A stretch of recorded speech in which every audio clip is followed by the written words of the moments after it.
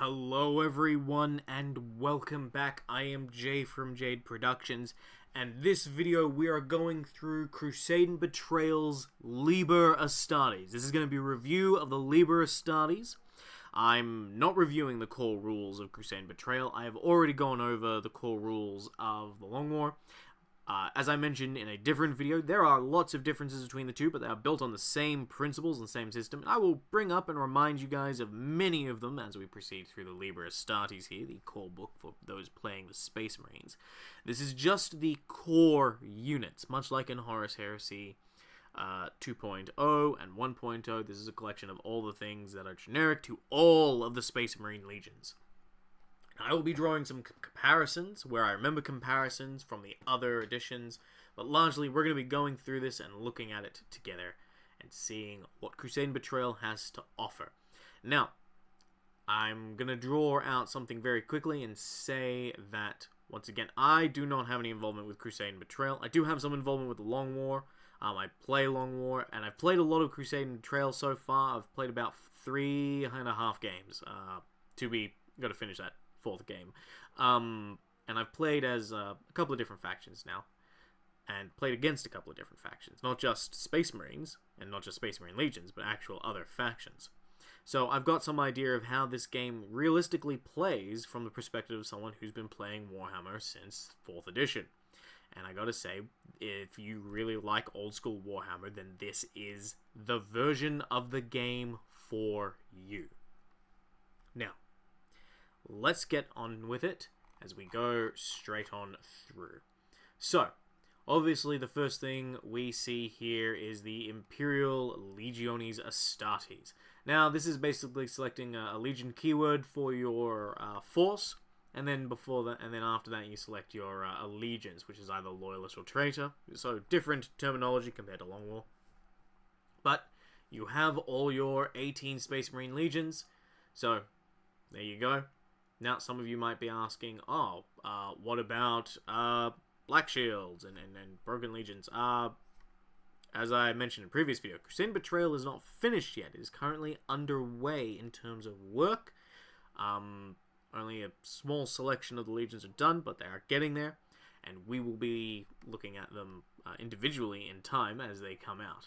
I'm very excited to give that, because I've not read all of these. I have only really read Imperial Militia, and I've read through the Libre Astartes, before each game, like a good player. But yeah, so those will come in time for those wondering about Black Shields and that. But let's keep going. So first things first, we have some special rules unique to this army or appearing in this book that do not appear in the core rules. The first is Bitter Duty. Units that contain models with this special rule may only have characters attached to them who also have this special rule. Pretty simple. Pretty easy. If they have Bitter Duty, an accompanying character that's going to attach to the unit needs Bitter Duty as well. Okay. Void Shields. So Void Shields work very differently than what they do in Long War here. So in Long War, they give you basically these Void Shield tokens, which you can use to ignore penetrating hits. Here instead, model has a number of Void Shields denoted by X. Shooting attacks made against this model outside of 6 inches score a hit, which is resolved against the Void Shield. Void Shields have an armor value of 12, and any glancing or penetrating hit will make it collapse. So, it's the same but different, and it's like that largely because you're going to see a lot more high armor penetrating weaponry in Space Marine Legions in 30k. This is a game of bigger everything compared to 40k. Bigger guns, bigger armies. So you have differently working Void Shields. They can also restore up. Those, realistically, in the Legions of Astartes army, only really matter for the Mastodon, and I think one other unit. So, the classic drop pod assault are very much similar. You can bring in half of your drop pods at the beginning of the first turn, rounding up, which automatically arrive. So, and this is done in the form that if you roll a 1 to 2, which would normally be a mishap, you instead roll as you're treated as if you rolled a minor deviation on your deep strike. So your opponent only gets to move them maybe 5 inches at best. So just watch where you deep strike, and you still have the potential to get a perfect on-target deep strike to land exactly where you want. You have the inertial guidance system as well. which is for drop pods again. So, you know, you can choose to immediately open the doors and disembark, but your unit can't charge if you do so. Drop pods can never land on difficult or dangerous or impassable terrain. So that prevents your opponent from scattering them pretty much anywhere where you don't want the drop pod to be. Very useful. Machine Spirit is very similar in intent from the Long Wars version on Codex Space Marines, but here instead, when you a unit with the Machine Spirit, they can always Overwatch, even if they did not set to Overwatch, but they only do so with a single weapon.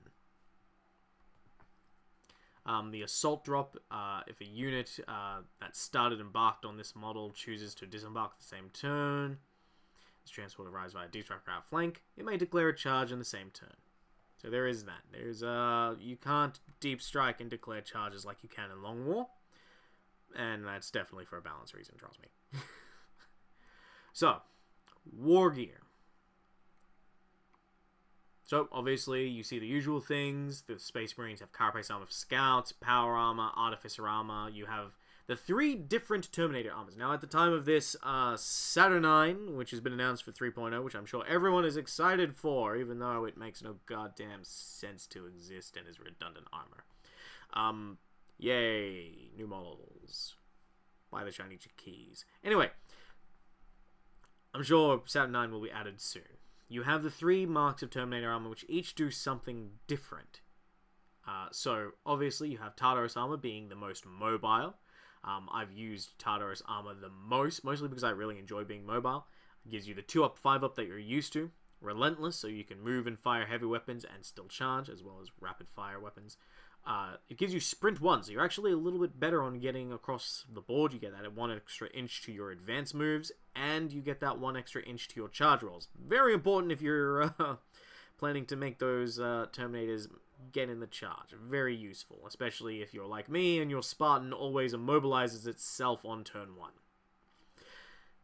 So then you have Cataphracti, obviously, which is the tougher one. 2-up, 4-up invulnerable save.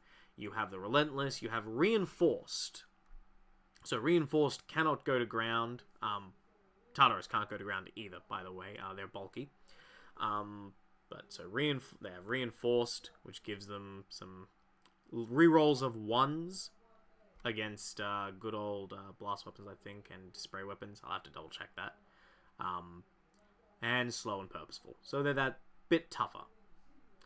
Indomitus Terminator Armor is also Reinforced. It's bulky. It may not sweep, but it may still advance. So your Cataphracti is really slow. You can't sweep after a fight, so you can't go D6 plus your initiative if you've killed everything around you or you won combat. And you can't advance in the movement phase. Indomitus Terminator Armor can advance to help it get closer and further into the fight, but it can't sweep after a combat. Tartaros obviously is the least defensive, but it has the most mobility. So, they all have their differences. Refractive Fields confer 5+ invulnerable save, Iron Halos 4+, Combat Shields 6+ invulnerable save. Sounds meh, but occasionally comes in very handy, unless you're me, being gunned down by Imperial militia units with plasma guns, and you can't roll a save to save yourself. Boarding Shields, which confer 5+. They can never...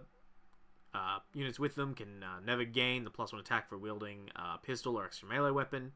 And it bestows bulky and reinforced. Very, very nice. You've got your Vehicle Armory, which includes your Vox Relay. This is a pretty cool piece of war gear, in my opinion. Really like it. So, while a model with the character keyword is embarked on this vehicle, friendly Legion units within 24 inches with a Nuncio Vox may use that character's leadership score for pinning and panic tests. Pretty nice.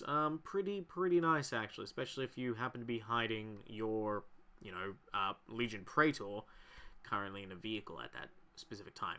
Dozer Blades are back in Crusade Betrayal. They're not in Long War, but they are here in Crusade Betrayal. Dozer Blades, kind of important. Of course, the units that I always want to take Dozer Blades can never take them. Spartans! Then you have flare shields. Flare shields work exactly the same, except you know, they have no flare shields have no effect on the destroyer special rule, which is unique to Crusade Betrayal.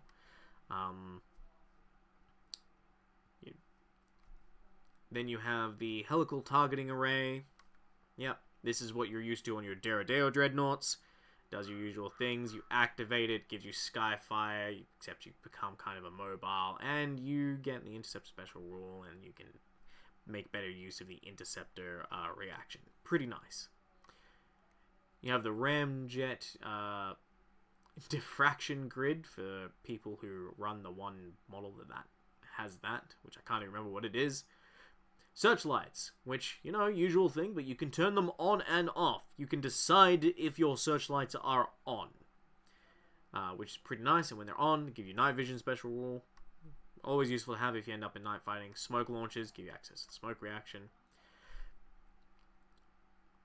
I'm probably going to stop going through all of these, but I'll just call out some stuff. Obviously, you have augury scanners. This lets you, you know, you may ignore night fighting, line of sight restrictions, and we target models outside of 18 inches. Shooting attacks beyond 18 inches, though, are made under a -1 penalty. And enemy units that infiltrate must be redeployed outside of 9 inches of a model with an augury scanner. So it protects you a little bit from people who want to infiltrate. The Cognis Signum, similar thing, lets you reroll one. Lets all other models in the unit reroll one hit that phase. Pretty nice for, you know, pairing someone up with a Cognis Signum with heavy weapons squad. Camo Cloaks, increase your cover save to max a 4-up. You can never get better than a 4-up cover save, ever. Cortex controllers allow you to, you know, allow automata nearby to ignore the automata type limitations. Cyber Familiars give you reroll the dice when you're trying to use the Battlesmith, which is trying to repair vehicles. And they also increase your invulnerable save to max of 3+. Grenade Harness, very, very useful. Always take on your Terminators. I 100% always take a Grenade Harness on my Terminators so that I do not incur a disordered charge.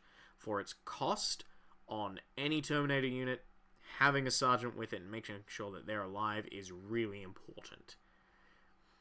Now, you've got the Legion Standard. Now, I don't particularly use the Legion Standard very often. Its second effect is okay, particularly for winning, giving you allowing you to count as having scored 2 additional models for determining who's contesting an objective. Yeah, it's okay.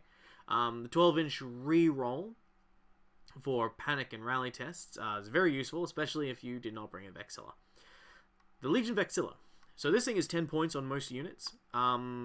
Most people think in their minds what they think the Vexilla will do. The Vexilla is pretty good here. So the first effect of the Vexilla is just okay. Allows you to help tie combat or potentially win a combat. That turns into a bit of a slog, forcing your opponent to make a panic test to see if they run away, by adding +1 to the wounds you scored in the combat to determine who won it. The best effect, though, of the Vexilla is that models in a unit that contain a Vexilla always stop 1 inch away from the table edge when performing a fallback move. So if you have a Vexilla, your units cannot run off the table, which is hilarious in Long War when they run off the table. But here, different story, especially since you're going to be finding yourself fighting on 6x4 tables with a lot more models where you have a lot less room to maneuver. Things are going to be a lot more cramped. So Legion Vexilla, 10-point upgrade. So far, it's been the best 10 points I've spent in any game. So, Mastercrafted Armor, you can reroll failed armor saves only. Knifisium gives infantry, bike, and jet bike type units 5-up Feel No Pain, which is pretty good. If I have to explain what a Feel No Pain is to you, I think you're watching the wrong video. Nuncio Voxes are kind of useful. They allow you to reroll the scatter distance of blast weapons if the Nuncio Vox can see the blast marker where it's placed, which is pretty nice. Also, if an objective is being controlled by a unit that contains a Nuncio Vox when victory points are awarded, you actually score 1 additional victory point, which can very cheekily make the difference between winning and losing in certain matches. It's kind of hilarious. You got the Psychic Hood, which makes know, Psycho is harder, or if you're like me, you just never pass your psychic tests anyway. Rad grenades are another piece of war gear. They reduce your toughness, so they're not something you throw in this edition. They are back to something that you're simply equipped with. You basically, if you get charged by them, or you charge them, you get a rad marker on you. For each rad marker you have, you reduce your toughness of the unit that has a rad marker by 1 to a minimum of 1. Doesn't affect instant death thresholds. Very important. So you can't just have 3 units of destroyers, or rather, let's say 2 units of destroyers or 2 units of Death Sworn from the Vilca Fenrica. Charge a unit, put 2 rad tokens on it, because it doesn't work. You can only get a single rad marker a phase, but say you charge 1, right, and then the turn ends, and then it's your turn again, and you charge them with the other, you put 2 rad tokens on them, and now you're hitting them with, like, just your strength 4 fists, and they're now toughness 2. You're not insta-killing them, okay? You're just winning them on 2s.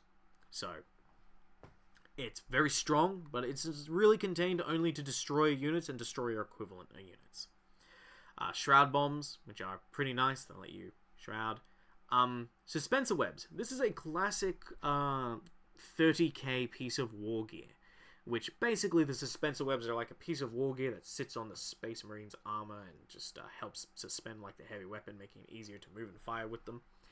So suspensor webs, if you're good with them, you treat heavy weapons as assault weapons, but you half their range. So for example, a heavy bolter with suspensor webs, which is normally range 36 and heavy 4, is treated as assault 4 with a range of 18 instead. So you can still move and fire them pretty well. Suspensor webs are okay. I've definitely used them with some of the more aggressive armies. And sometimes that range debuff you don't particularly feel that hard. Sometimes you do. Depends how you're playing. The Vox Disruptor Array is pretty nice. Essentially, mess with enemy outflank and deep strike. Also has some interactions with some other Vox stuff. Mobility assets. So, mobility assets are something, these are your jump backs, and they are your jet bikes and combat bikes. The Scimitar jet bike is the classic, dildo bike that the Space Marines ride. Changes the unit type to jet bike. Increases the toughness and wounds by 1. So in this case, a regular Space Marine is going to 2 wounds, toughness 5. And the jet bike gives a 2+ armor save. So jet bikes, really tanky. Okay? They get firing protocols too, so they can fire their main gun and they can fire their pistol. But they're pretty bulky. Notably, jet bikes are a bit expensive though for the level of staying power you're going to get. But this allows the jet bikes, which normally come in much smaller units, to really keep up. You've then got the Spatha Combat Bike, which is the classic combat bike you know for Horus Heresy. They're actually really, really painful to build if anyone has ever built any of them. I have White Scars. I have built probably around... Well, I built one of them, and that was painful. And then I think I paid Timmy G to literally build the rest of them. So, yeah. And I bought like 40 of them. Because White Scars. Anyway. The Spatha Combat Bike only increases your toughness by 1. So you're only 1 wound, but your toughness 5. So not quite as strong as the Scimitar jet bikes. Warhawk jump packs increases movement to 12 inches. You gain deep strike, you gain fly, you gain jump, which is basically just fancy keywords for letting you move across terrain. It's fine. Not really complicated. And yeah, bulky too. And there's a few restrictions of things you can go in or not. So you can't go in SOCAR Stormbirds or Thunderhawk gunships. So there's 3 generic Warlord traits. Now we're getting into the meat and potatoes. Now we're getting into the meat and potatoes of the Legions Astartes. There are 3 generic Warlord traits available for them. The first is Voidwalker. The Warlord has spent so much time at the forefront of the Crusade fleets, piercing the outer darkness alongside rogue trader militants, and has stared into the abyss of the Old Night. The Warlord gains Indomitable Spirit 3+, so that is a 3+ invulnerable save against psychic powers and wounds caused by psychic powers and psychic weapons. The Warlord may select one infantry type unit with the Terminator keyword, and that unit gains the Deep Strike special rule. That's a really interesting and useful trait, in my opinion, particularly in Crusade Betrayal, because unlike in 40k and Long War, Terminators do not have Deep Strike by standard. They don't have that yet. That actually comes much later. So, you only get to pick one Terminator unit, but having a Terminator unit be able to Deep Strike, particularly when you're taking them in like 10-man blobs typically, it saves you on buying a Spartan. It becomes a great delivery mechanism for that Terminator unit. Lets them get right down in there, and look, just don't mishap, and the Gambit can potentially pay off.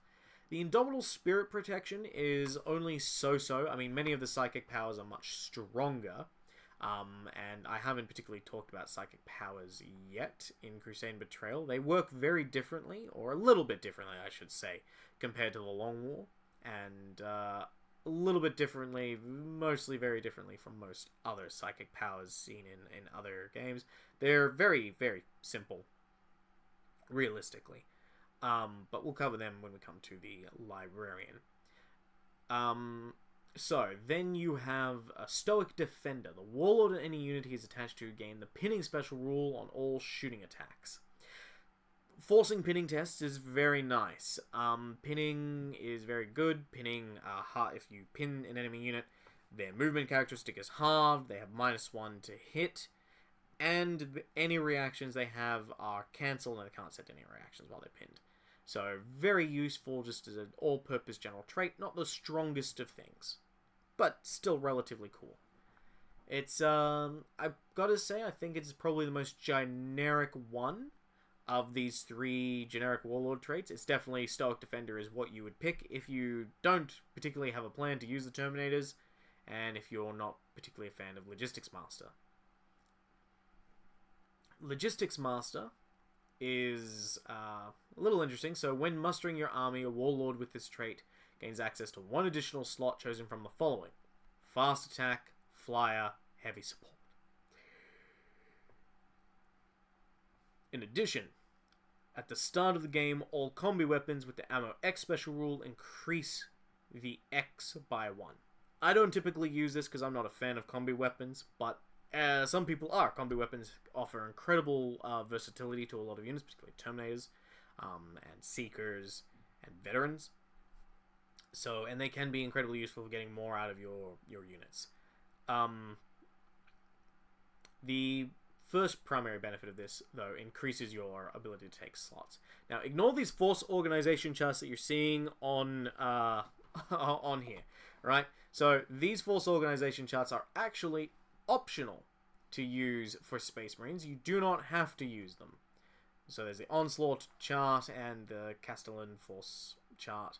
So, very different. Don't have to use them. The generic Crusade chart in the core rules is, pretty standard. That one is, 1 to 2 HQ. It's actually, the Castellan Force is much closer. It's 1 to 2 actually, it's 1 to 3 HQ, I believe. 2 to 6 troops, 0 to 4 elites, 0 to 3 fast, 0 to 3 heavy, 1 fortification, 1 Lord of War. So, Logistics Master lets you alter your Force Org chart, which is pretty powerful if you want to lean into a particular Force Org chart a bit more. So, I'm not going to go over the Legion Studies armory list and all the points costs. We'll just go down to weapons later. So, we reach now the first unit. This is the Legion Praetor. He comes at 80 points default. He's armed with Artificer Armor for a 2+ save, an Iron Halo for 4+ invulnerable save, and comes with Bolt Pistol Chainsword. He has Relentless, so he can move and fire his, bolt gun if you take him, the more... Relentless is very useful just to have in general. Particularly if he's trying to keep up with other units that do want to shoot and charge. If you make him a Terminator, he replaces his chainsword automatically for a power weapon. So this can be any of the 3 or any of the 4 generic power weapons, the power maul, the power sword, the power axe, and the power lance. They all have their ups and downs depending on what you particularly want to do. The Praetor is weapon skill 6, ballistic skill 5, strength 4, toughness 4. It's 3 wounds, 4 wounds as a Terminator, initiative 5, 3 attacks, leadership 9. On average, you can get this guy up to about 5 attacks on the charge, 4 attacks normal, unless you're giving him power claws. Some people who are coming from Heresy 2.0 and actually Heresy 1.0 might be wondering about the weapon skill.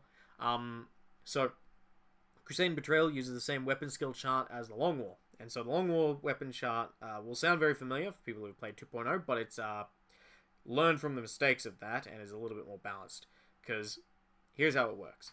If your weapon skill is higher than the opponent, you hit on 3s. If your weapon skill is double your opponent's, you hit on 2s. If your weapon skill is equal to your opponent's weapon skill, you hit on 4+. If your weapon skill is lower than your opponent's, you still hit on 4+. If your weapon skill is... If the opponent's weapon skill, is double your weapon skill, you then hit on 5s. So on average, most things in the game are hitting on 4s and 3s, unless they have particularly high weapon skill versus particularly low weapon skill. Now, I'm not going to go over all of his options. He's a Legion Praetor. You can literally go and get this and read it now. But, of course, being a Legion Praetor, the most important thing is the Master of the Legion. And, of course, the rights of war that he gives you access to. So, first right of war, you have the Orbital Assault. So, it has 4 effects. The first effect is all units in the army eligible to take a Rhino as a dedicated transport must select one of the following transports. Drop Pod, Dreadclaw, Drop Pod. So all your options for Rhinos are replaced with Drop Pod options, which is pretty neat. Allows you to fill out all Drop Pod spam lists that you dream about when you shout Steel Rain. Units and models with the Terminator keyword gain the Deep Strike special rule. Exceptionally powerful, straight off the bat, with, this Rite of War with its first 2 benefits. Legion Rapier batteries units must select drop pods as their dedicated transport. So Rapiers, which are your static artillery, must come down in a drop pod. You cannot have your artillery pre-placed.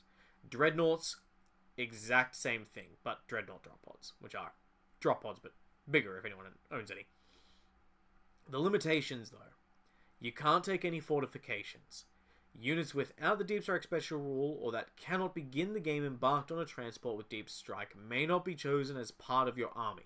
So everything has to Deep Strike or fit into a drop pod. No questions. All units without Deep Strike special rule must begin the game in, a transport with Deep Strike special rule. So yeah. So there's that one. It's very much as it says. It's simple, it's basic, it's powerful in terms of the mobility options it gives you. Then you have Armored Spearhead as your next generic Rite of War.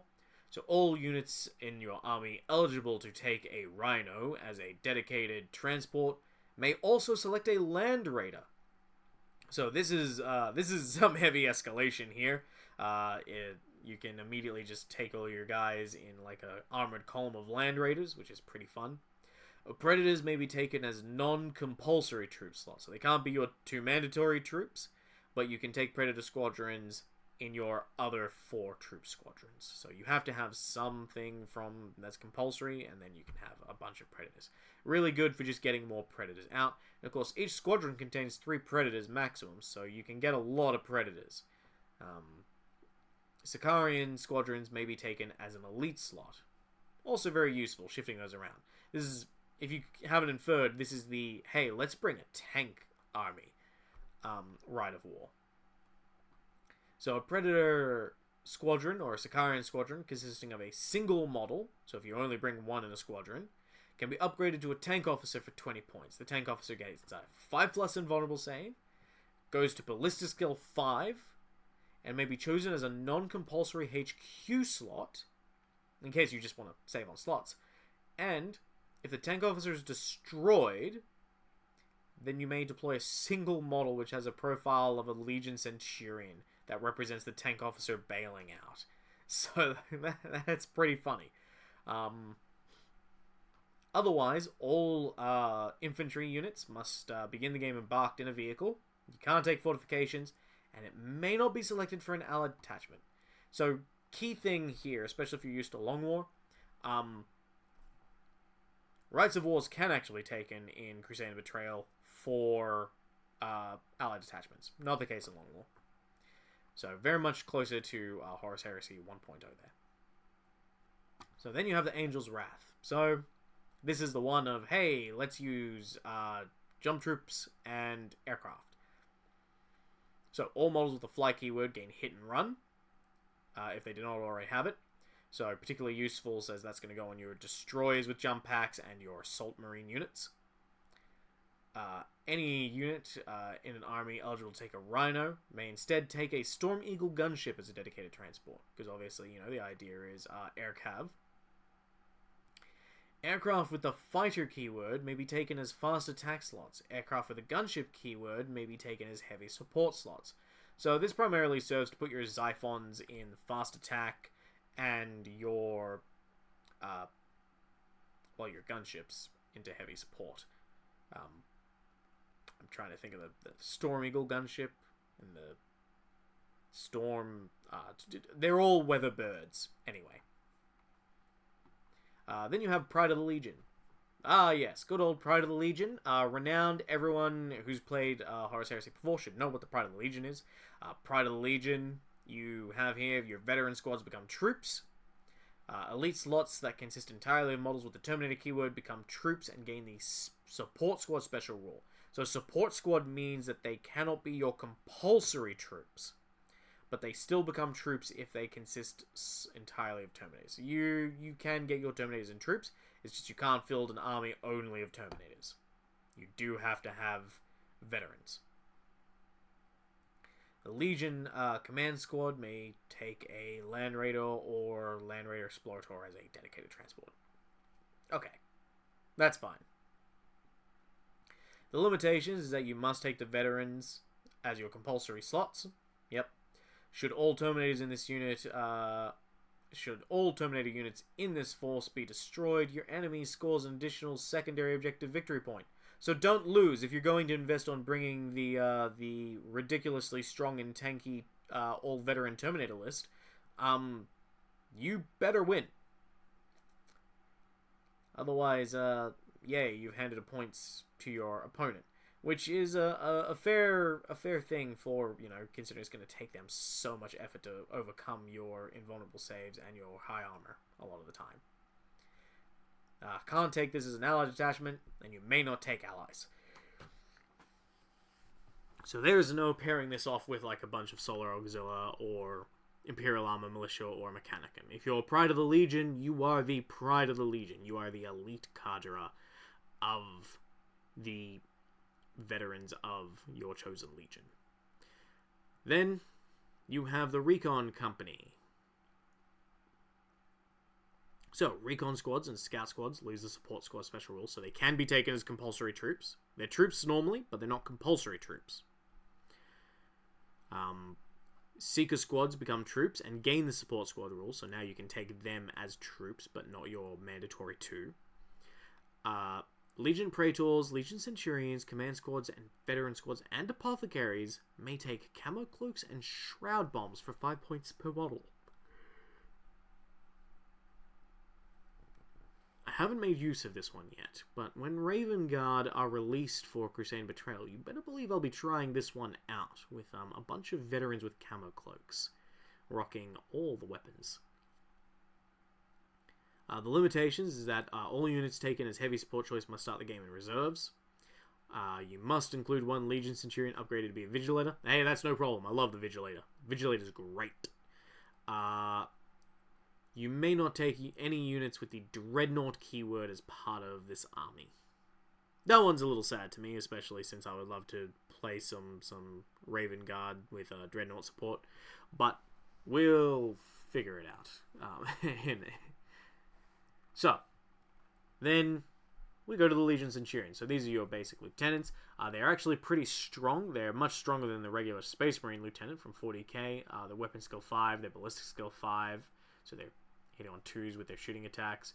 They're 2 wounds, 3 wounds in the Terminator. Their initiative 5, which is really good. They're 3 attacks, which means you can get up to about 5 attacks on the charge. They come with Artificer Armor by standard. They come with a Refractive Field for a 5+ invulnerable save, instead of a 4+ that the Praetor has from the Iron Halo. And they come with the Chainsword. Now, I'll quickly go through the consoles. You've got all the consoles you would expect, right? You can upgrade them to be a console. So you've got the Chaplain, who gets a mastercrafted power weapon in the form of his Crozius Arcanum. Sure, okay. He gives Zealot 1, which is an extra attack on the charge in in Crusade Betrayal. Whereas in Long War, it's an extra strength on the charge. Yeah. He gets Hatred, which is reroll wound rolls of 1. Which is, you know, the Hatred and Preferred Enemy are kind of swapped between Crusade Betrayal and the Long War. You have Stubborn, so they're not, any unit he's attached to, including the console himself, are not subject to any modifiers, so they ignore fear. You got the Master of Signals, who comes with a Cognis Signum for support rerolls, and Nuncio Vox for rerolling blasts that he can see, blast distances, and he can take the Vox, and he gets the Vox Disruptor Array, which lets him mess with enemy reserves that try to come down near you. But he's limited only to pistols. That's fine. You have the Legion Champion, who adds a Paragon Blade to the Centurion's list of things he can take, which is, yay, Paragon Blades. Still fantastic weapon. His attacks go to 4, and his weapon skill go to 6 for the Champion. He gains precision hits to all of his weapons, so instead of your opponent allocating the wounds that you inflicted on him, you will allocate and dictate where the wounds get allocated. To snipe enemy characters and heavy weapons units and so on. And Honor of the Legion. In the combat phase, this model must always pile towards an enemy character when possible, and must allocate wounds via its precision hits to enemy characters if possible. So bear that in mind. The Legion Delegatus is, you know, he's a Centurion with Master of the Legion, so you can take a Rite of War. He has Operational Field Command, so, you know, he can't be taken in an army where you have a Legion Praetor or Primarch. You can't, that's not how Delegatuses work. He must be your Warlord, and he increases his leadership. You have the Vigilator. So, the Vigilator costs 30 points, and I gotta tell you, I really, really like taking the Vigilator. I mean, the Chaplain is still your much more useful overall of the ones we looked at so far, but I love the Vigilator. The Vigilator is 30 points. You get a Camo Cloak, a Nemesis Bolter, which is tasty. Not as OP as they are in Horus Heresy 2.0, but just very nice. And Melter Bombs, in case you somehow end up in that predicament. So, you may not take a Boarding Shield, Power Claws, blah blah blah, yep. So, you can't take any of the melee stuff or any other things from the ranged weapons list, and you can't take jump packs in that, or Terminator armor. So, you're limited in what you're taking. He's a sniper. In exchange, you get Skirmisher, which is a new rule for Crusade Betrayal. Gives you a 3-inch coherency on units that have it, and they get +1 to their cover saves. You get Scout, which is nice. He gets Infiltrate, which is nice, and he gets Master Sniper. So the Nemesis Bolter actually goes from Rending 5+ to Rending 2+, and gains Shell Shock, another Crusade Betrayal exclusive rule, which your pinning tests are made at negative whatever the Shell Shock's value is. So, the Vigilator, you know, he will snipe things pretty well. He's a sniper Centurion, and he's going to be hitting on 2s because the Centurion's BS2, or BS5, which means he hits on 2 pluses, and he's have the camo cloak. He'll be reasonably decent when paired properly. So yeah, then you have the Librarian. Now, I'd love to tell you how good Librarians are, but honestly, my luck is so shit that in 3 games I haven't passed a psychic test. I can't seem to roll below a 10 on a Leadership 8 model.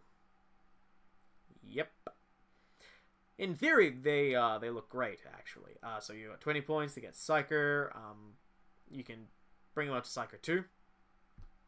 And you must choose 1 Psychic Discipline for each Mastery level. That's because I'll have to explain that when we get to Psychic Powers at some time. Suffice to say, it makes them pretty versatile with the Psychic Powers available. Psychic Powers provide pretty meaty buffs. Each Psychic Discipline contains a power and a Psychic weapon. In addition, they replace a Chainsword power weapon with a Force weapon, which you can do a Psychic test to make it instant death. Occasionally useful if your Librarian ends up going up against multi-wound models, like Terminators or characters. You can purchase Psychic Hood for 10 points to give Deny the Witch to -1 to enemy Psychers. So upgrade depending on how often you expect to encounter enemy Librarians. Pretty much mandatory if you expect to fight the Thousand Suns. Special rules, they get Indomitable Spirit 4+, which gives them a 4+ invulnerable save against the enemy psychic weapons and powers. Yeah, the Legion Herald, who he gets a Legion standard, so he gets an okay banner, which is pretty good for rerolls and extra bodies on objectives. He's relatively cheap at only 10 points, and he gets Fear 1 and Stubborn, which is just neat. The Legion Overseer, you can actually see here, is new. So the Legion Overseer, they gain a Vexilla, which is nice, and they must take a Power Maul or an Electro Whip. Trader only for the Electro Whip.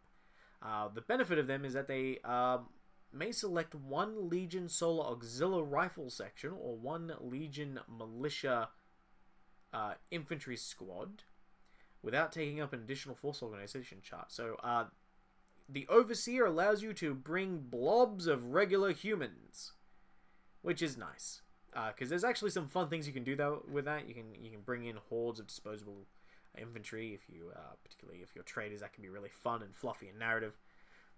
You have the Forge Lord for 15 points. So this is your Tech Marine Lord, essentially. He adds a servo arm. He gets access to Cyber Familiars, Cortex Controllers, Augury Scanners, depending on what you want him to do. So he can accompany Automata. Or he can just be a really badass machinist.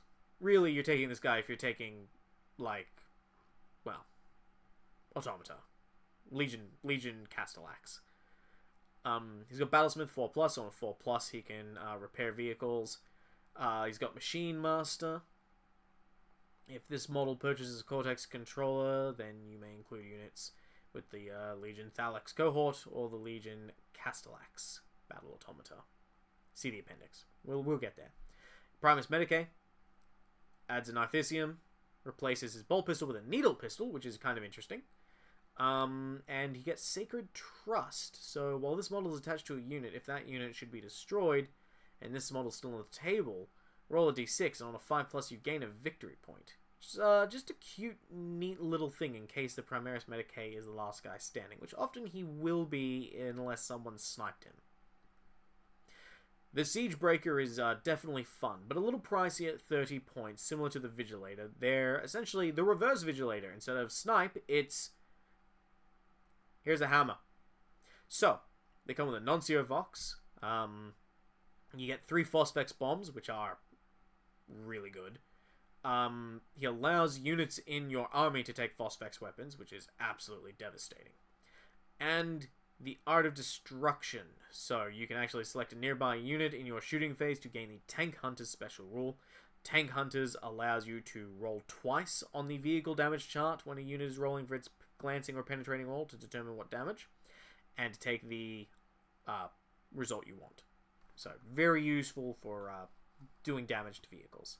The Legion Armistice, I just like the Legion Armistice, okay? Everyone is going to have various opinions about the Legion Armistice. I don't know anyone who's actually ever used one except for me.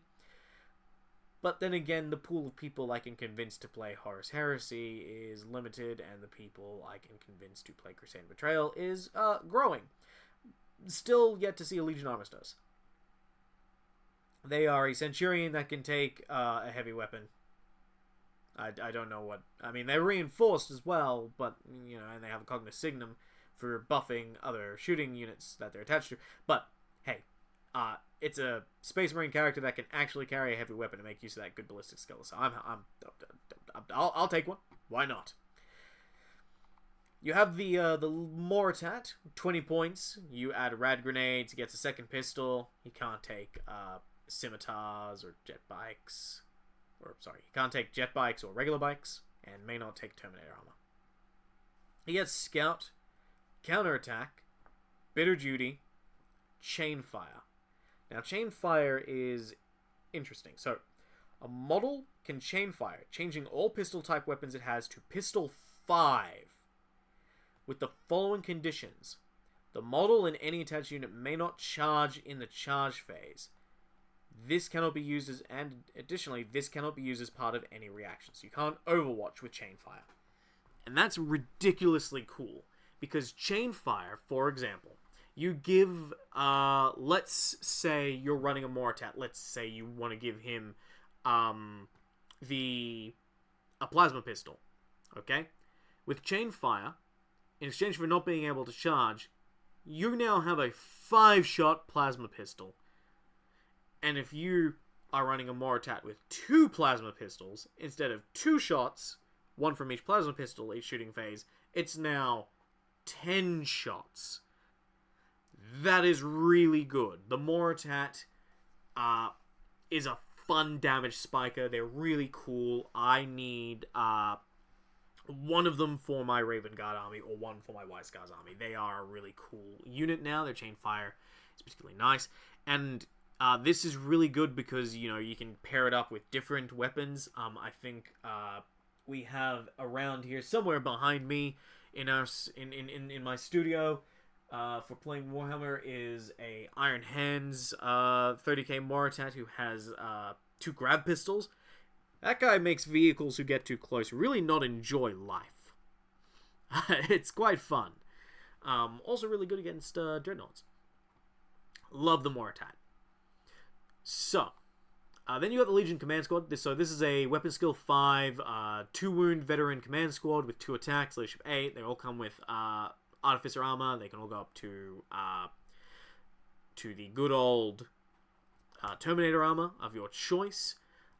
They can take Rhinos or Damocles Command Rhinos as dedicated transports. We've seen that there are ways to give them other different kinds of dedicated transports. They're relentless by default, which is nice. Even if you don't upgrade them to Terminator Armor, which lets you make use of all the different weapon options. They have all of the options available to them. And they have Retinue, so that if you have a Legions Astartes character that's your Warlord, such as a Praetor or a Delegatus with Master of Command, they don't take up a Force Organization slot. So you can take one of these outside of your Force Org slot. Really nice. Command Squads are really just good bodyguards to go with a unit.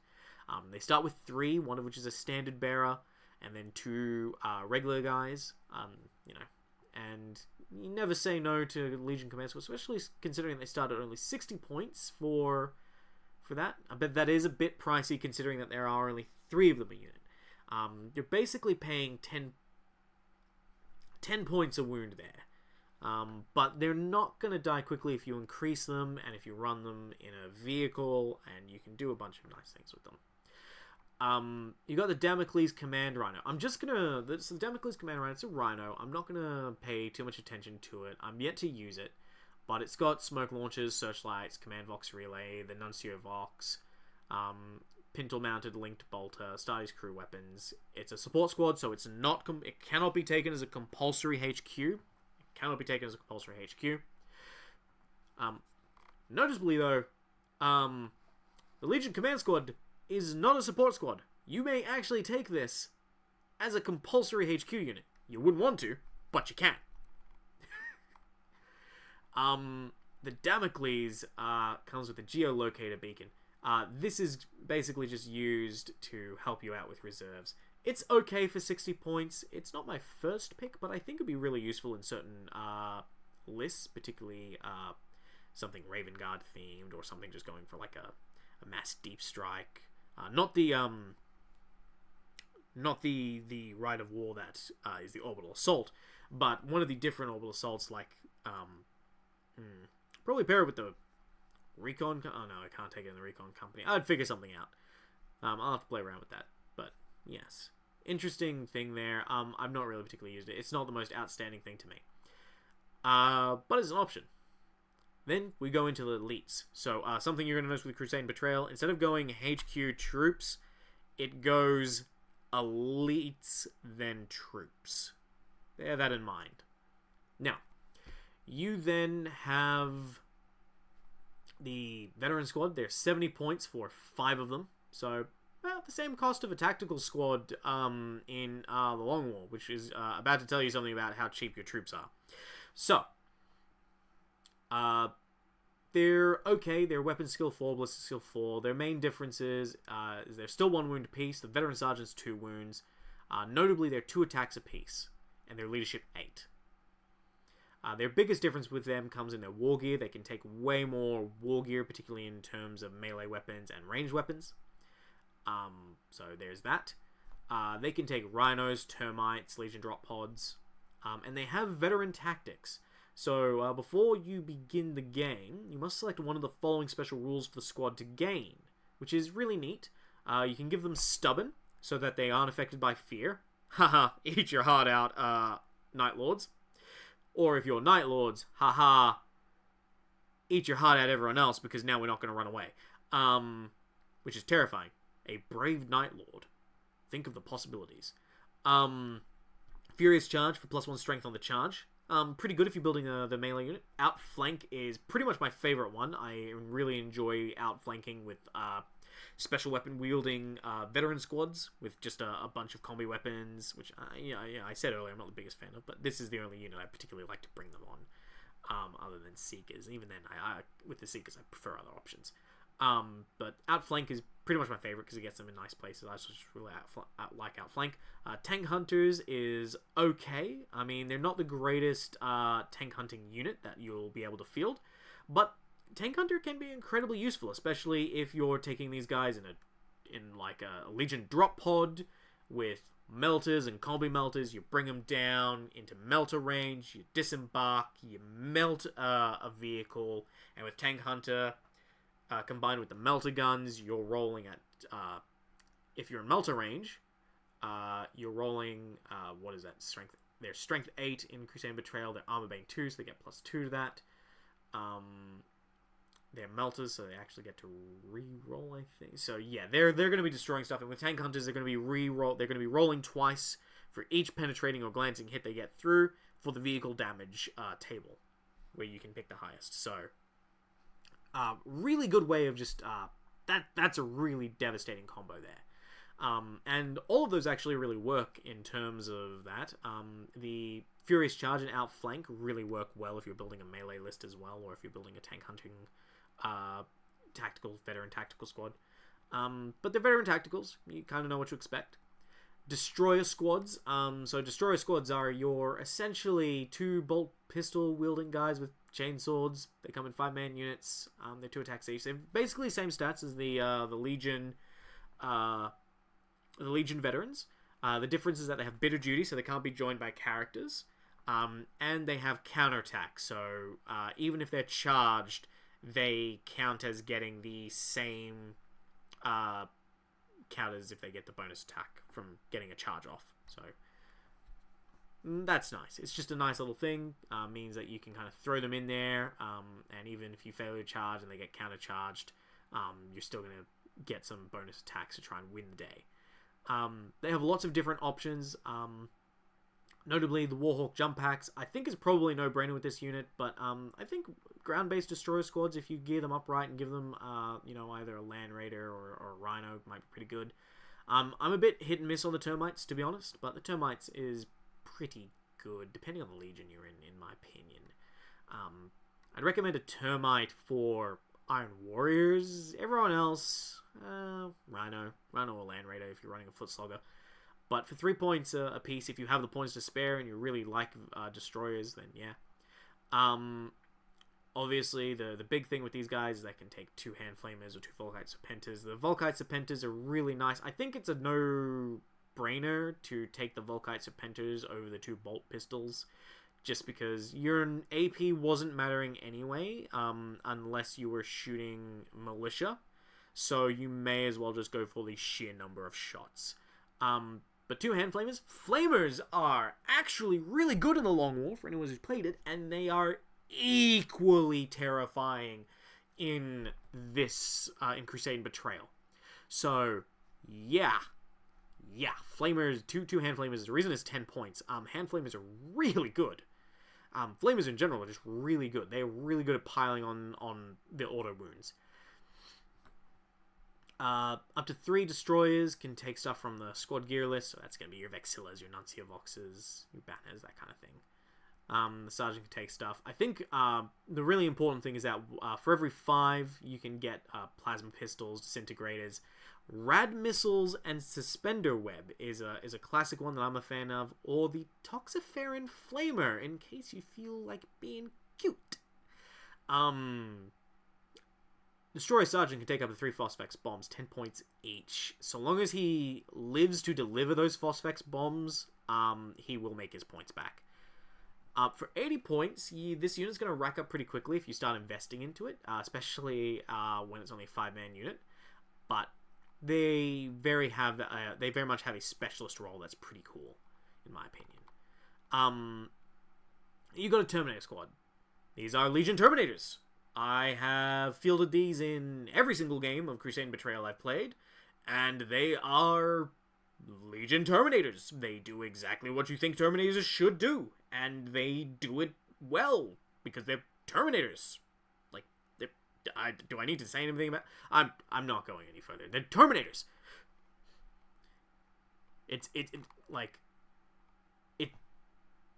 Their 2+ saves matter, and they're Terminators. This concludes my TED Talk. Terminators are good in this game. So, you have the Apothecarium Detachment, 20 points per model. These are literally just dudes with bolt pistols and Nartheseums. You buy them, you distribute them. If you have a spare slot and you're building an infantry heavy force, you can't stay wrong with these.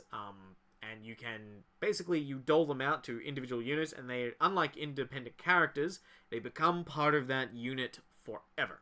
So they're just a part of it. You really do need to watch out for that when it comes to transports. But other than that, yeah, they're pretty neat. They can't join Terminator units. There is that. So you'll need a Primaris Medicae for that. Otherwise, they gain all the special rules of the unit they're in and all the same keywords. A unit can only have 1 Apothecary in it to give them their 5+ Feel No Pain. And they can only be assigned to...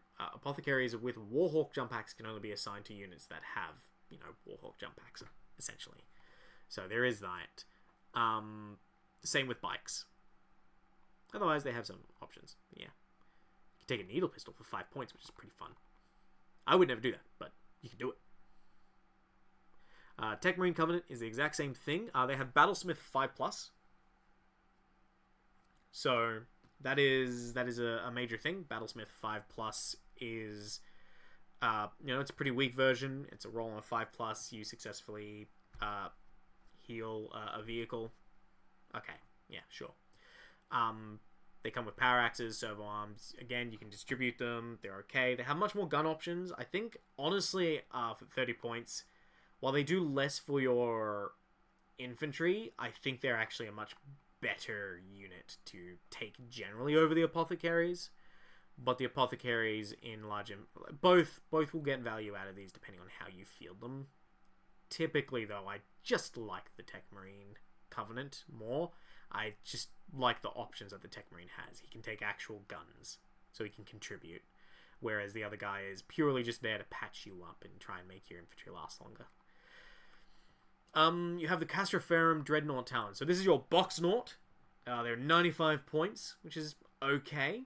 You get 0 to 1 of these in an army. So, you know, you can only have one of them.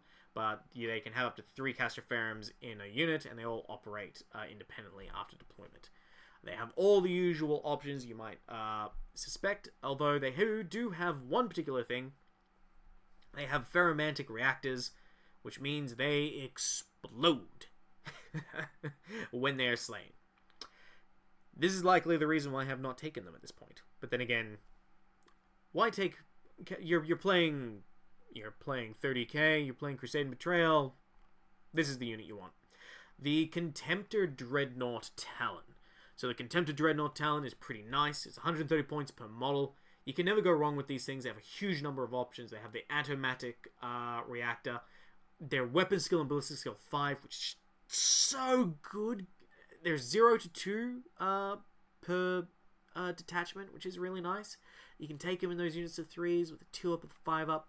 They're basically a really strong Terminator. They're only 4 wounds. So that you can and will take them down with the appropriate weaponry. So bear that in mind. Then we go down to the Nullificator Squad. Now, the Nullificator Squad is definitely a weird unit. It's one that I'm not entirely familiar with and never really used. It is on my list to use, though, shortly.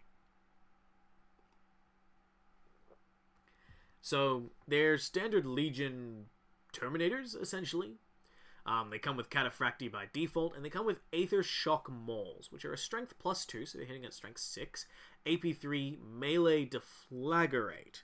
And so Deflagrate, for each wound you cause, you roll extra wound roll. So, that's after saves, so it's unsaved wounds. Yeah, it's a pretty good weapon. But it's questionable to take these guys for their 210 points versus the 160 for regular Legion Terminators. They do have their Adamantium Will, which is -1 to wound rolls for psychic powers and psychic weapons that target the unit. Hexachromatic Wards, which they have here. Once per game, a unit with a special rule may declare it will use its wards in response to an enemy unit within 12 inches casting a power. The power automatically fails. It's strong, but it's niche. It's a niche, very specialized unit. I can't give too much opinions. I really like them. I really like the Aether Shock Mauls.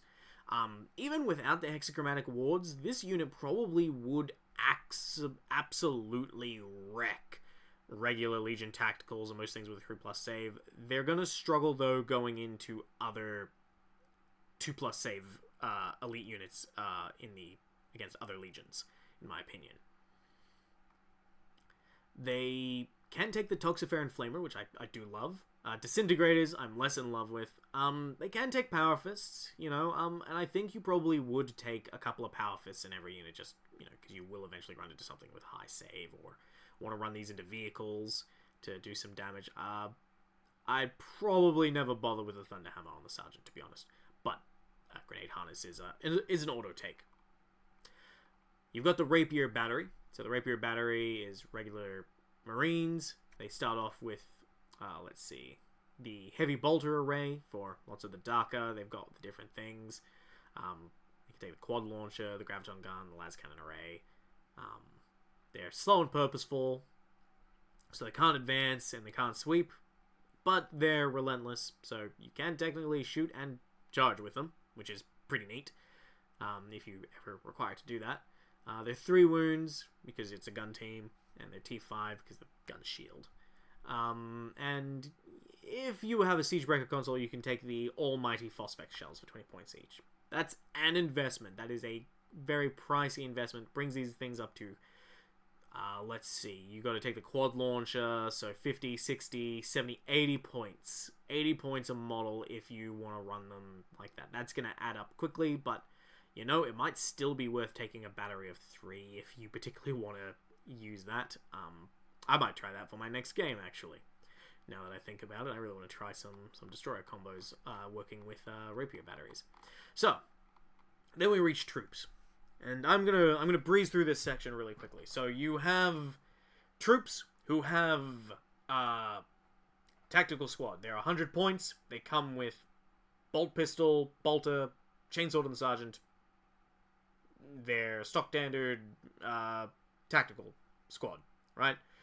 They have Fury of the Legion, so that if they remain still, they may add 1 to the number of attacks they make with bolters, so they can have 3-shot bolters if they remain stationary in a turn, so yay. Despoiler Squad, it's 105 points, so 5 points more expensive. Same deal. By the way, these both come in 10-man bricks, like you would expect, going up to 20-man bricks. These guys have Spite of the Legion, and obviously they'll come with power bolt pistols and chainswords, so you know they're your melee unit. Spite of the Legion. In the charge phase, when this unit declares a charge, if the target of the charge has any of the following conditions, add +1 to the charge roll for each condition met. If the unit is pinned, if the unit is blind, if the unit is concussed, if the unit is falling back, if the unit is under the effects of fear, if the unit has a rad marker, is under the effects of shell shock, or under the effects of shock pulse. I gotta tell you, it's pretty easy to get +2 to 3 on the charge, which is really a sweet spot for making the charges when you really need them. Otherwise, you can probably reliably get yourself a +1 on the charge, which is still pretty neat. Really helps the despoilers get up there, especially when they're under the support from the rest of your army. So you got the Assault Squad. These are just, you know, despoilers with jump packs, 12-inch move. Yep. You have the Breacher Squad, who come with their Breacher charges and boarding shields, so they're very good at kind of holding the line right in the center there. You know, they've got their invulnerable, they've got the 5+ invulnerable save, but they're kind of not great at melee. Their Breacher charge, though, is a pretty interesting thing. It's obviously, as you might suspect, it's taking out fortifications. So if you're Imperial Fists fighting Iron Warriors, this is a good unit for you. There is a downside, though, in that they are 160 points, so you're getting towards kind of an expensive end here for your troops choice. But the Breacher charge of the combat phase at Initiative Step 1, a single model in a unit equipped with a Breacher charge that did not fight at an early initiative step and is in base contact with a fortification may use it on that fortification. It scores 1 automatic hit at Strength 10, AP 1. You roll to penetrate as normal. So often you'll need a 3 or 4 to glance, and then anything above that will penetrate. But you're going to be getting +1 regardless because it's AP 1, so any glances will narrow that down. So it's a good, near guaranteed way to just damage a fortification. Fortifications tend to be pretty tanky, so the Breacher charge is a good way just like putting free damage on it, where otherwise you would be unable to do anything. Alright, there's the Tactical Support Squad. So if you're familiar with Horus Heresy, this is 5 guys, well, technically this is 6 guys, because it's 5 Space Marines and 1 Support Sergeant. Technically, so yeah, this is 6 guys with special weapons. They have support squads, so they're non-compulsory. All these other ones were compulsory, so you can take them as compulsory troops choices. Notably, by the way, the Breachers have Relentless. Just gonna put that out there. They also have Land Raiders as a basic dedicated transport option, which is nice. Which you need because they're bulky, because they're shields. So you've got the Tactical Support Squad. Yep, 50 points for guys with different weapons. They can get expensive real quick, but they're really useful when you need them. You got the Reconnaissance Squad, which is, 5 guys in power armor with camo cloaks. They have Scout and Infiltrate, so you can choose to do one or the other. And their Support Squad, they're 80 points. They're okay. They can be put out to do a number of things. Their starter shotguns are pretty good because they have Concussive. Concussive lowers target initiative by 1. Really nice. And then you have the Nemesis Bolter, which is pinning and a sniper rifle with rending 5+. So, Reconnaissance Squads with both of those configurations, pair really well with despoilers, because they can, just by hitting an enemy unit and causing a pinning test that fails, or, you know, combining with the Vigilator that has a reconnaissance squad with him, or the shotguns, which can cuss, you can get +1 to +2 on them. You have the Scout Squad. In case you want dudes with 4+ armor, look, I run a very specific form of Scout Squad called the Falcon's Claws. They're actually not that bad. The Shroud Bombs are really useful. They have move through cover. Skirmishes is pretty neat. The Scout is nice. Again, the Astartes shotguns are really good for 5 points each. They can take those heavy weapons. They can't take them with suspensor webs, which is why I never really do that. I would always much rather give the sergeant some melee weapons, focus them on having Nemesis bolters and camo cloaks or Astartes shotguns. I'm very much in the shotgun department in terms of what I think is really cool, but they're a nice unit. But I don't need to tell you how to play the game. You'll figure it out yourself. I'm just excited to talk about this stuff. They're 55 points, pretty cheap. So then you've got your Rhinos, which, you know, they have fire point 1, so, you know, one guy can shoot out a Rhino, in case that ever matters to you. They have Rhino Repair, so that they can try and unimmobilize themselves on a roll of a 5+ if they get immobilized. There is Drop Pods, Dreadnought Drop Pods, Termite Assault Drills, Seeker Squads. So now we're into the fast attack. The Seeker Squad is basically it's a 6-man unit at the moment. I think it's supposed to be a 5-man. I'll have to bring that to the attention of someone in the Discord. They have Infiltrate, Skirmishes, Special Issue Ammunition, and Marked for Death. So, they also come with Kraken Bolters, which are bolters with basically slightly better AP. Now, Special Issue Ammunition, basically they can take combi weapons as part of, you know, their Kraken Bolters don't interfere with combi weapon bolt rules. The most important part for them is Marked for Death. After deployment is completed, the controlling player of a unit with a special rule must designate one specific enemy unit or character model. The Seekers gain preferred enemy, which is reroll hit rolls of 1, against X, where X is the specific unit or the character chosen for the rest of the battle. So they're your 75-point assassins. They're okay. They can take disintegrators, all the usual things, Nemesis bolters. I typically just prefer to run them with Kraken bolters unless I'm playing something that leans into them, but they're there. The rules are pretty good in that regard. You'll notice that a lot of units, they don't have a huge number of special rules, or what they do are pretty base passives. Typically, most units, what they're good at and what they're capable of comes down to their war gear selections, which is where things start to really kick in and matter, which is really nice. It's more discreet. Whereas, you know, a lot of modern 40k, for example, in 10th edition, is very overt with all of the active timed abilities that all combo off each other. And, you know, every unit has to have a special, unique, uber cool special rule to represent what it does. No. It's mostly comes down to, what can they take? You have the Outrider Squadron, which is your classic bikes. They're notably that these bikes have skirmishers.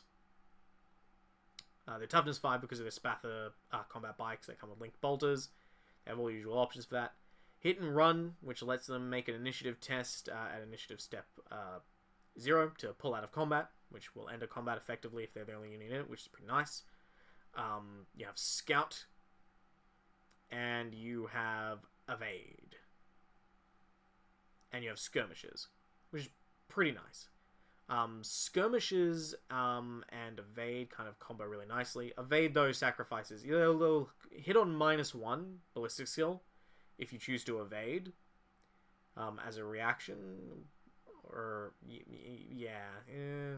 I never really use Evade, honestly, but it's there as an option. Skirmishes, though, is really good. Gives them that 3-inch coherency. Gives them extra cover save bonuses, which is nice. Hit and Run is also really good. Same with Scout. The Attack Bike Squadron, which I don't own enough of these for my White Scars, to be honest. They're 25 points apiece, so they're pretty cheap. You know what they are. Good luck getting models to represent them, or making models. The Spathers are already a bitch to build. Javelin Squadrons. Javelins are really good. So Javelins here are a jet bike unit. They have 14-inch movement, like jet bikes. They're toughness 6. They have 4 wounds, 2 attacks. They have a chainsword by standard. They come with heavy bolter and cyclone missile launcher. They have power armor. But because they're jet bikes, they're getting a 2+ save. They have firing protocols 4, so they can fire up to 4 of their weapons. They have hit and run, they have deep strike, and they have skirmishes. Now, they can take all the usual weapon options as well. For 90 points, they're really good attacking units, really mobile heavy weapon support platforms that can be surprisingly difficult to kill without really focusing them down. You're not going to offhand them a lot of time. You have the Sky Hunter Squadron, which is 95 points. They're jet bikes. They're 14-inch movement. They have the 2 wounds and toughness 5. They're 95 points. They've got the 2+ armor save. They're leadership 7. They come with heavy bolters by standard. They have deep strike, evade, and skirmishes. They don't have the scout that the Spathers have. They have a lot of weapon options. They can be really, really nasty and kind of hard to deal with. I do love them. I don't run nearly that many, though. Mostly it's my opponents run them. I'm not a fan of jet bikes just aesthetically. But they're pretty cool in terms of that. They've got a bunch of different options. The Saber Tank is here. Saber Tank is 14 inches movement over the regular 12-inch movement of a vehicle. They come with their 4 Saber missiles. They come with a heavy bolter, which is secondary. They come with their Invilis Snub autocannon, which is a shorter ranged linked autocannon. They're 12, 11, 10. Strength 6. They're really good. I run a bunch of these for 80 points a piece. They're one Saber Tank. You can include up to 2 more in a squadron. They're pretty nice. Proteus Land Speeders are the Proteus Land Speeders. You know, it's a land speeder. Legion Tarantula Sentry Batteries. I'm not going to talk about them. The Deathstorm Drop Pod is a fast attack choice. You got the Anvilis Pattern Dreadclaw Drop Pod, which, you know, it's a Dreadclaw. It does the backblast thing, which in this case is represented as a bombing run attack, where if you move over a unit, it gets hit with its fire sweep, and also when it comes down, it kind of hits everything around it with a strength 6, AP 6 ignores cover hit. That counts as a flamer. So flyers, these flyers are 20 to 50 movement. There are various ones. You've got the Xiphon Interceptor, you got the Storm Eagle gunship. These are all things that you'd expect as I go through them. I'm kind of stop because we're already an hour and 20 into this video. You got your Avenger Strike Fighter, your Legion versions of these, which are slightly better statistically in terms of ballistic skill and leadership, although leadership doesn't particularly matter too much for flyers and vehicles, unless you're being hit with Strength 7 pinning weapons. You have the Legion Marauder Bombers, Legion Marauder Destroyers, you have the Cestus Assault Ram, the Charybdis Assault Claw, which if you own one of those, my sincerest apologies, and oh my, and seriously, damn, man, you plan on killing someone with one of those things? You commit a crime with that. Alright, you got your Heavy Support Squadron, which are, once again, 6 Marines with heavy weapons. They're not relentless, but they are reinforced so that they can, survive blasts a bit better. You got the Predator Squadron, which are 80 points of Predator. They only come with 2 heavy bolters and the Predator autocannon. They don't come with any pintle-mounted weapons, but do come with smoke launchers and searchlights by standard. You can have up to 2 of them. They have all the usual options that you might expect. The Leviathan Dreadnought Talon. 230 points of pretty nasty. They're 0 to 1 as well. They have Fade and Fire so that they can fall back and still shoot. They have Move Through Cover so they don't care about that. They've got a 2+ save. They've got Leadership 8. They have veteran stats. Their ballistic skill, though, is lower by 1 point. So they're hitting on 3s instead of 2s than the Contemptor. But they're much tankier than a Contemptor. They only have a 2-up, 5-up invulnerable save. They don't have heavy adamantine shielding. They just have regular adamantine shielding. So they're strong. You can take them in the Talon, and you shouldn't feel too dirty, because they can and will die. They won't die quickly, but they're pretty strong but not oppressive. The Derodeo Dreadnought is a heavy support, 180 points. It's a Derodeo Dreadnought. You have the Sakaran Squadron, which, you can take a number of different combinations of the squadron with the Tank Hunter, the Support Tank, and the regular tank. So, the regular tank can be upgraded, which is basically the one that comes with the 2 heavy bolters and the accelerated autocannon and the other heavy bolter. That can be upgraded to a support tank for 15 points or a tank hunter for 20 points. Any of the versions can exchange their sponson mounted heavy bolters for flamers, Volkites, las cannons, right? And the regular tank exchanges its autocannon for the Punisher rotary cannon for free. The support tank, which, if we go up here, is the one that comes with the Omega Plasma Destroyer, can exchange the Plasma Destroyer for the Arcus, the renowned Friend Maker, for 20 points. The Tank Hunter comes with the Venator, which is the Venator, comes with the Neutron Beam Laser. That one is separate, doesn't have any additional upgrade options. But you can mix and match here with this. They're 135 points. They're 13, 12, 11.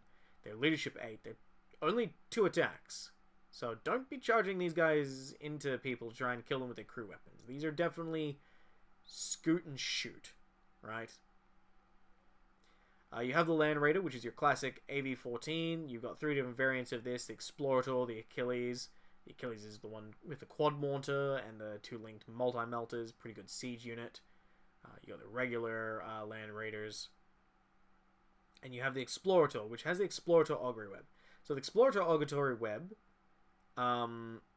gives the Land Raider Explorator the Scout Special Rule. Now, and it also has the Command Vox Relay, some las cannons. It's okay.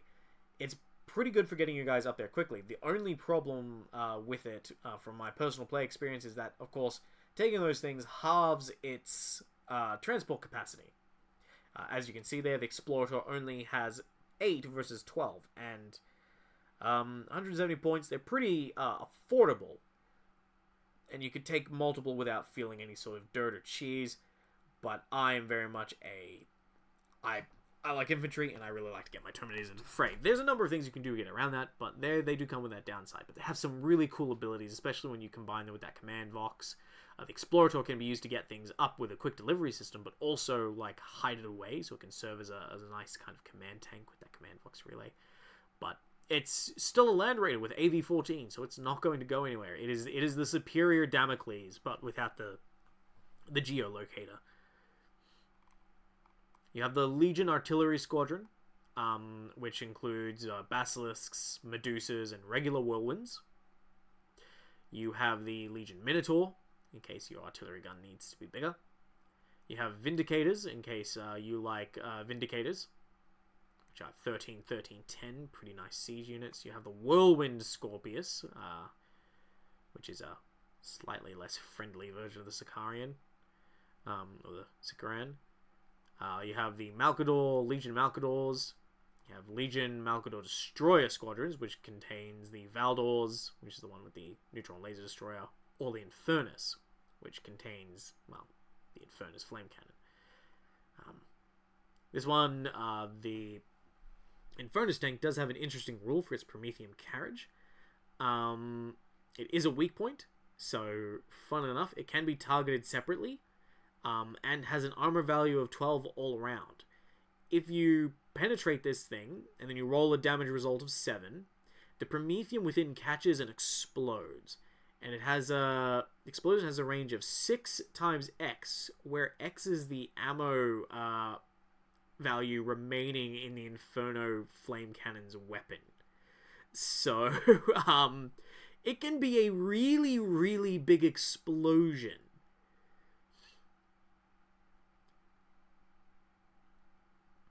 And in addition, the Malcador Infernus will roll on the vehicle damage table X number of times. So it's it's really bad to hit that Prometheum carriage. Keep it out of visibility if you can. And the explosion is really strong too. It's strength 7, AP 4, breaching 5+. And all of this, none of this matters if you happen to have already used the Furnace's ammo and shot all your sweet petroleum. The Arcator Squadron is here. It's 130 points. It's a bit pricey as an artillery, but it's a very good artillery. Siege unit's 1212. You don't want to be throwing out of the front lines, but it should sit there and do its job pretty well. You have the Land Raider Spartan, 285 points. Spartan's there. Super heavy too, so this thing actually has to be killed 3 times before it is fully destroyed, and it can't be immobilized completely until all those super heavy points are stripped. It's Hammer Wrath 3, so if it crashes into you, it will do some damage. It's Machine Spirit, so it can Overwatch a little bit. As I mentioned in past videos, mine have a bad habit of always getting immobilized, because I always forget to buy Dozer Blades for it. Although I'm not sure I can buy Dozer Blades on it. I'll have to check the equipment list, but I keep forgetting to do. You have the Kratos Heavy Tank. Yep. And then you have your Lords of War. So you have a Heavy Land Raider Attack Squadron. So this is the Cerberus and the Typhon. Everyone's favorite destroyer of worlds. Now available in plastic, thanks to GW. You have the Super Heavy Tank Squadron, which has the Glaive, the Fell Blade, the Falchion Stormblade, which, thanks to 3.0, coming to plastic as well. Yeah. Tasty. But each of those is priced pretty expensively. But what do you expect from, basically, Space Marine Baneblades, right? You have the Legion... Speaking of which, here's the Legion Baneblade Squadron. Has a Shadow Sword, Stormlord, Hellhammer, Baneblade. You have the Arcurian Stormblade, which is, pretty unique. Macarius, Heavy Tank Squadron. I love the Macarius. Armored Assault Transport, for people who have that. The Assault Launcher, for people who also have that relatively extinct model. Thunderhawks, Transporter, Thunderhawk Gunship, Sokar Stormbird, Mastodon, and now we reach the weapons. I won't go all the way through the weapons, but I'll give you an idea of how things are looking in terms of the armory. So first things first, you might notice here on this page you have auto weapons and you have assault/rotor cannons.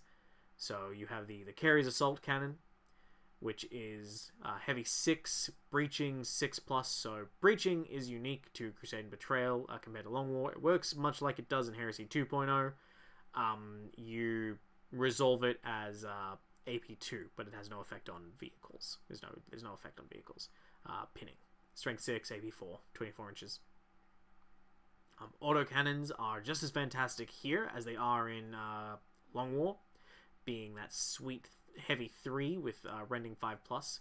They're just good, reliable weapons. Predator autocannon has 1 extra shot and is pinning.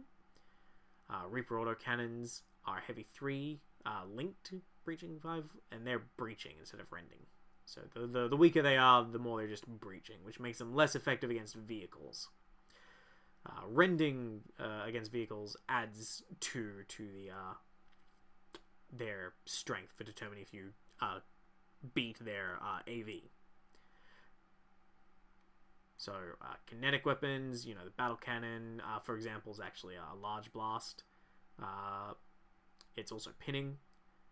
The Vanquisher cannon is heavy 2, much like it is in the Long War now. Crushing 4+, so it's pretty good at bringing things down. Demolisher cannons is ordnance, blast, crushing 5+. Strength 10, so it's going to be instant deathing stuff. So it's pretty good at being your anti-terminator, but of course it's ordnance, which means you're not moving it if you want to fire. Artillery is a big thing here. So artillery is really strong but really expensive. It is the bane of Space Marines, and is thus you should treat it accordingly and plan around how to deal with artillery. Your classic Earthshaker cannon is AP3. There's no breaching 4+ on, and no AP4 on these things. These are big artillery shells, right? They are designed to tear through armored things, and yeah. So, artillery, much stronger compared to Horus Heresy 2.0, much closer to Heresy 1.0. And older editions. Bolt weapons are those classic profiles, you know, range, strength, pistol 1, rapid fire 1, strength 4, AP 5. Kraken bolters have those 3 different rounds. Nemesis bolters are pretty good, but they are heavy, so you can't move and fire them without doing snapshots. And they're expensive, as we've seen. You have the Kraken bolters, which I was talking about these before. These are on the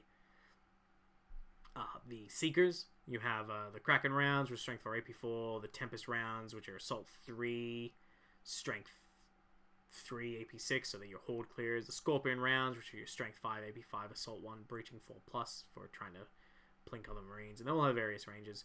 Heavy bolters are like 4 shots pinning in Crusade Betrayal and Long War. So this gives you a good example of how these things are. And overall, it plays really well.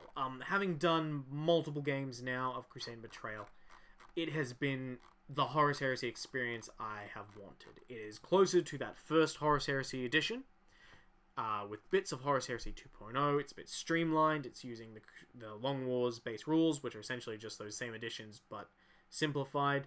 But it has just those nice little niche elements to go along with this more complex army building. And the way armies are built here with their higher saves, to be able to really support that. So there is that. Now, if you're interested in trying out Crusade and Betrayal, this concludes my review. I'm not going to go through the rest of the book for now. We'll do Psychic Powers at a separate time. At the same time, I kind of cover the Thousand Suns when they release in a little while. I'm going to do more reviews of each of the Libres that have been produced. Can't wait for Militia. Militia is crazy fun. Super fun. And that is it for now. I've been Jay from JAAD Productions. Thank you for joining me. Have a good day.